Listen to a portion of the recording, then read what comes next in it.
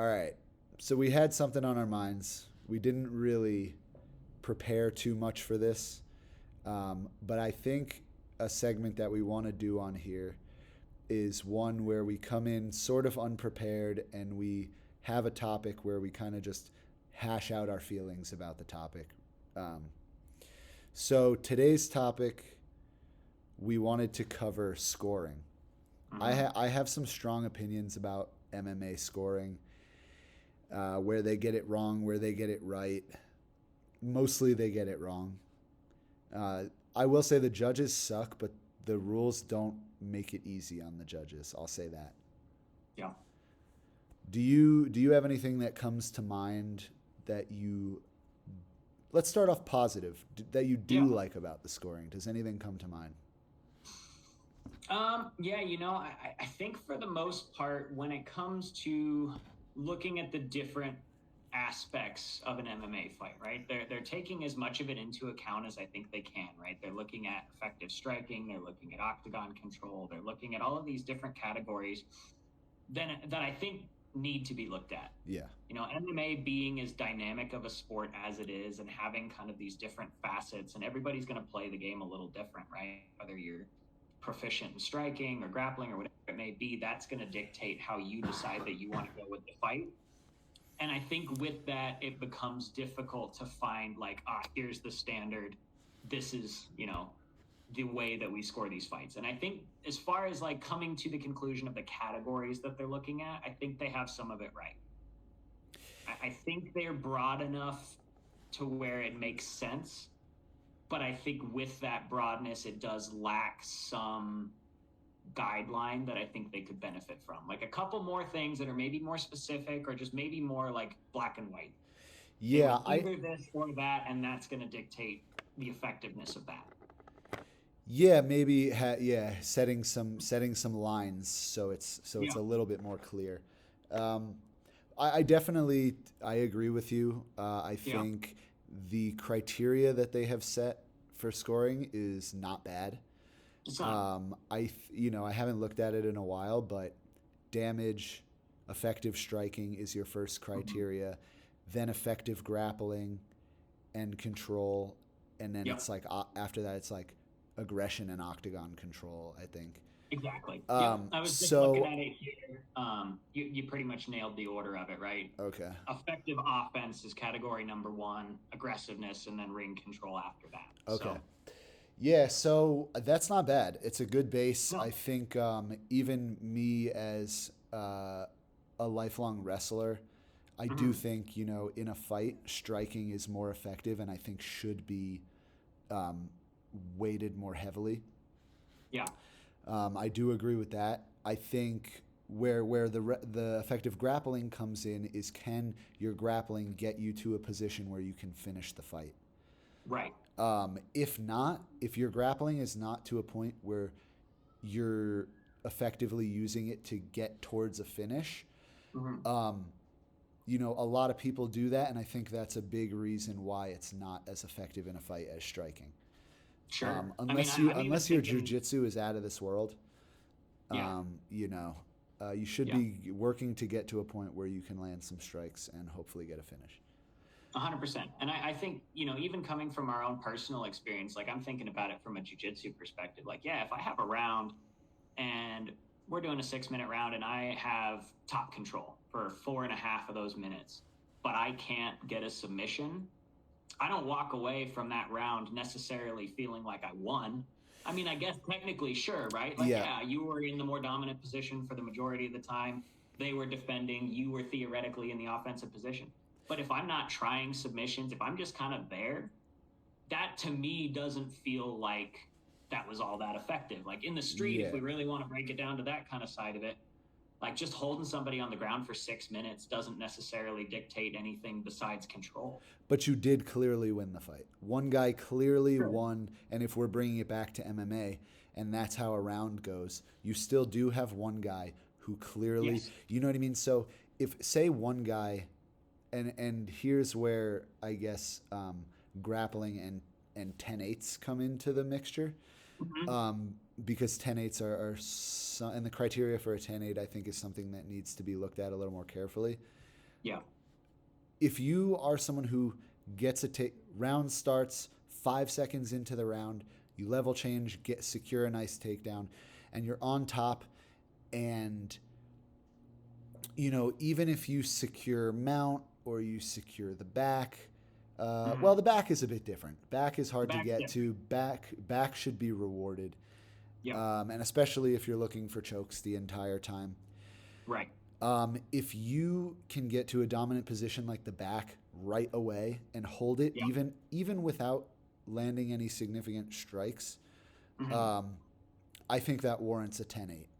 Now, if you take someone down and they lock up guard from the bottom and you're just in someone's guard, not really landing strikes for 5 minutes, that's a 10-9.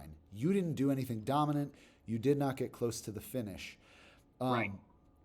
10-8, I think, is if you get, you know what I mean? Here's stalling, here's getting a finish, right?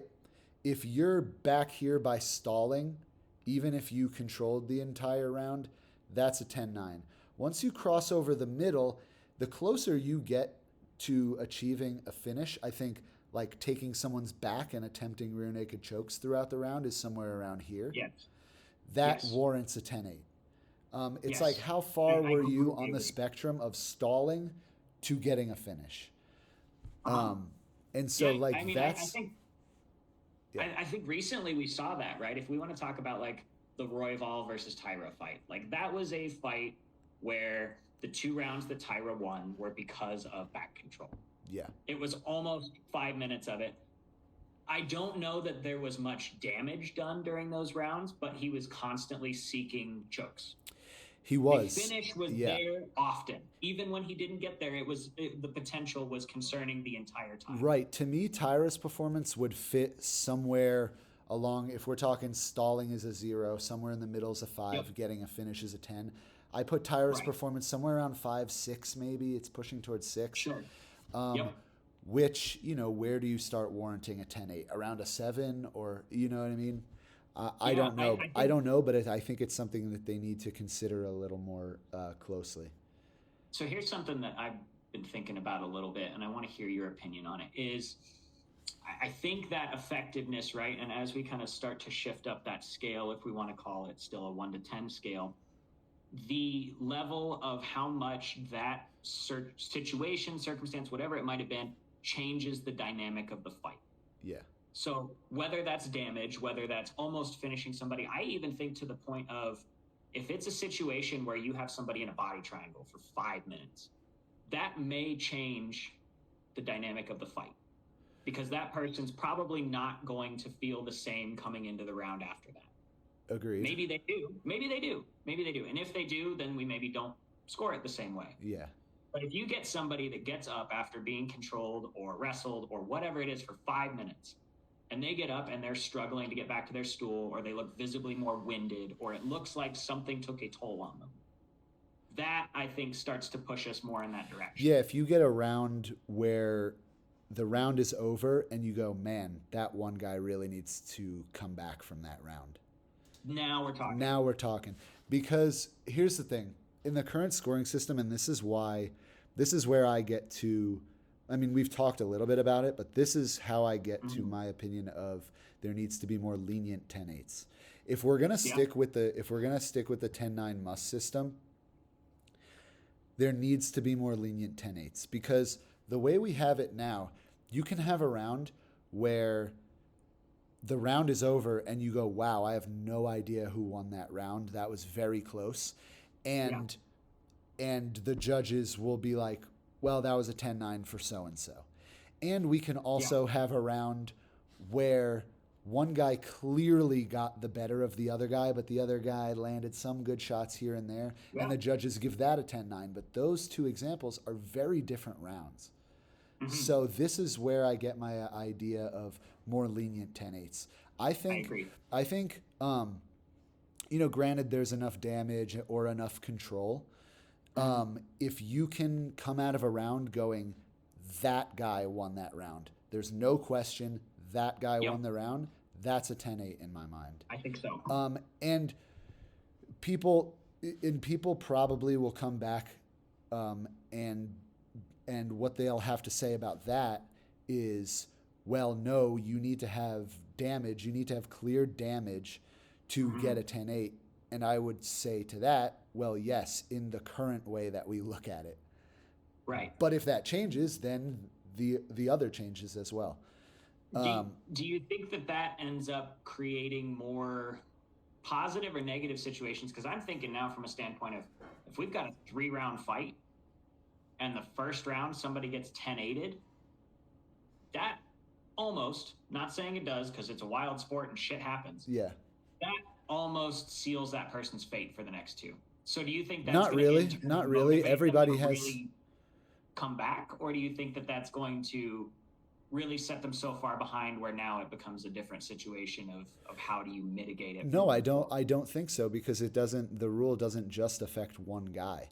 If one guy you go, okay, well, that guy clearly won the round, that was a 10-8. It doesn't seal the guy's fate who scored an 8 that round, because if he has a clear round the next round, now he's got a 10-8. And it's the same. Changing that doesn't make a draw any more likely, because that would be the same argument regardless of whether it was a 10-8 or a 10-9. Because you'd be like, okay, well, one guy got a 10-9 this round, the other guy got a 10-9 the next round. You know what I mean? Yeah. And it creates room to be like, okay, 10-8, 10-8. Now the third round was close, but one guy clearly squeaked it out, so that's a 10-9. And now you have an overall score that more clearly reflects how the fight went. That makes sense. That's my opinion on a more lenient 10-8s. Yeah, I don't mind that. I mean, so here's the thing that I wanted to bring up. I looked up kind of a general guideline for the 10 must system. Okay. In how they score a 10-9 versus 10-8 versus 10-7, just as like a general description of what that means. Okay. So here's how they define a 10-9 round. A close round, but one fighter has a slight edge in striking or grappling. Okay. A 10-8 is one fighter dominating significantly, causing substantial damage or control. Okay. They even break it down to a 10-7, which they say is rare, but it's given when a fighter is completely overwhelmed without offering any effective defense or offense. Okay, in this case, nothing needs to change. By their own description, that's what I'm describing. The judges just don't use that criteria when they make their decisions.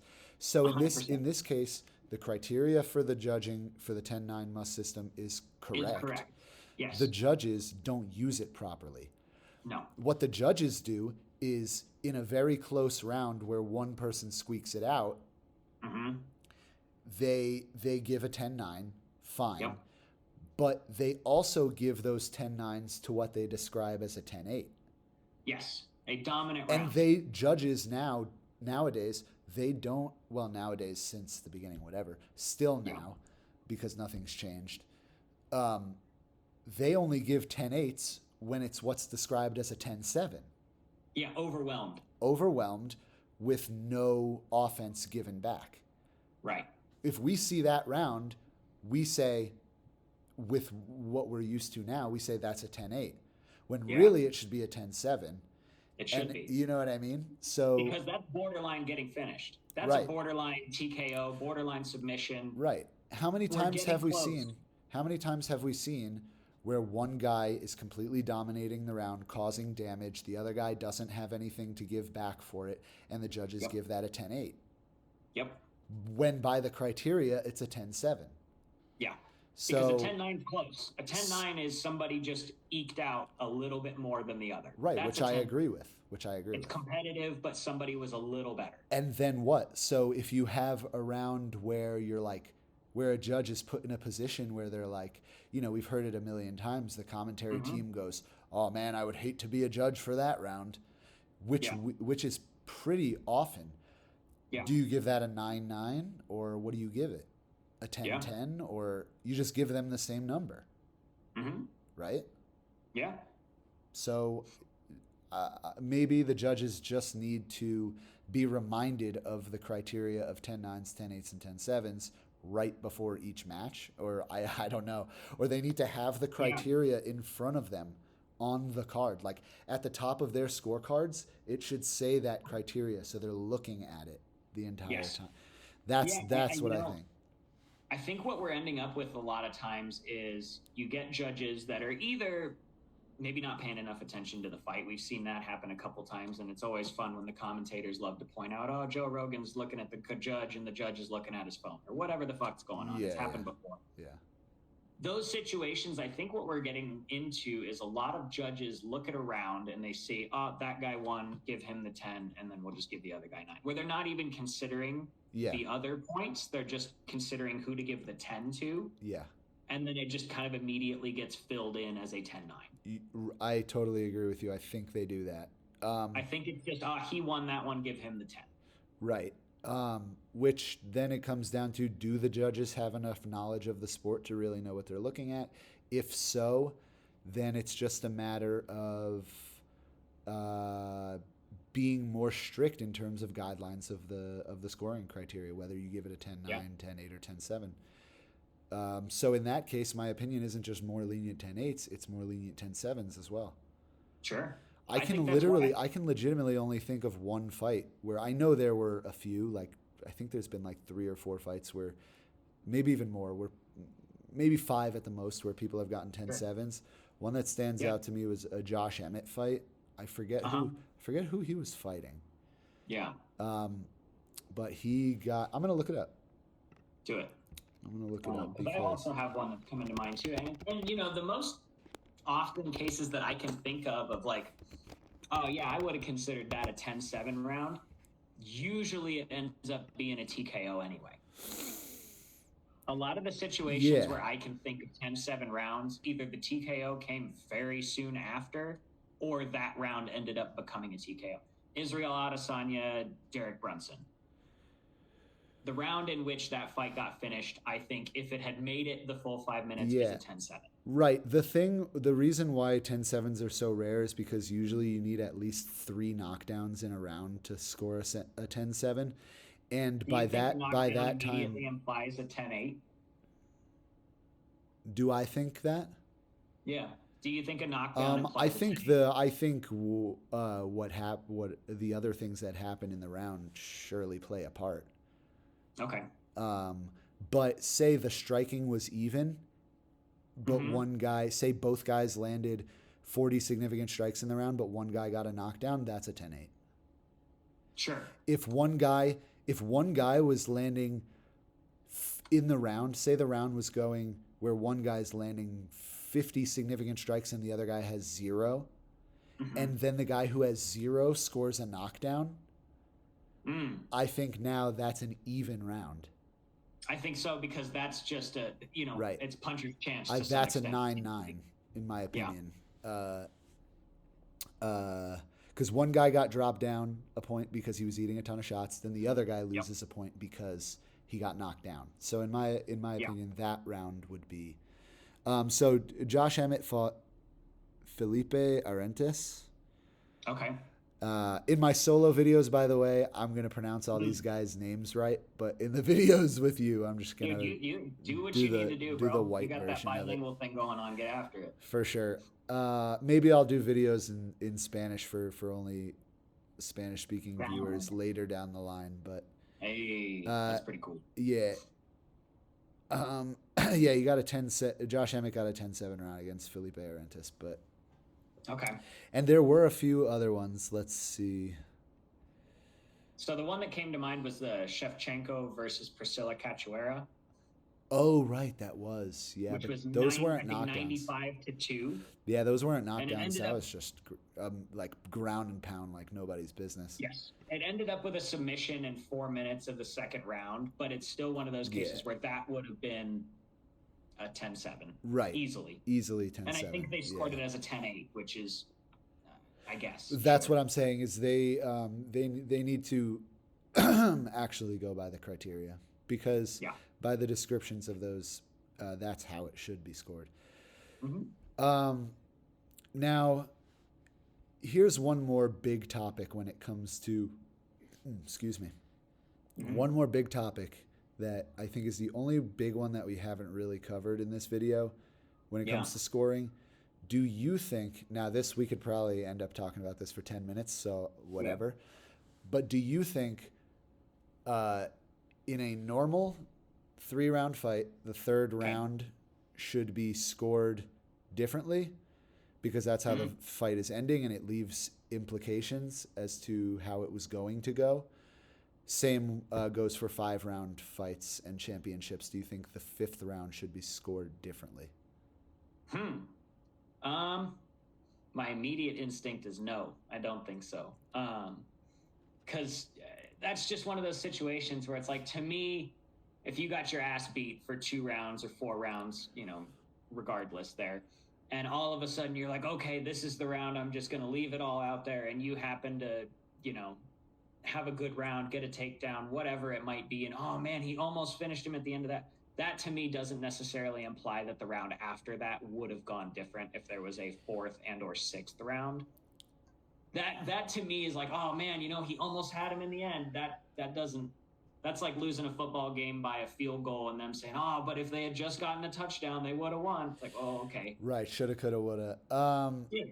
Yeah. I think mostly I agree with you. There's a little, I'm not going to lie, there's a little part in me, if cardio comes into play, where it's the 3rd round, where like a fight that comes to mind for me is Calvin Kattar versus Zabit Magomedsharipov years back.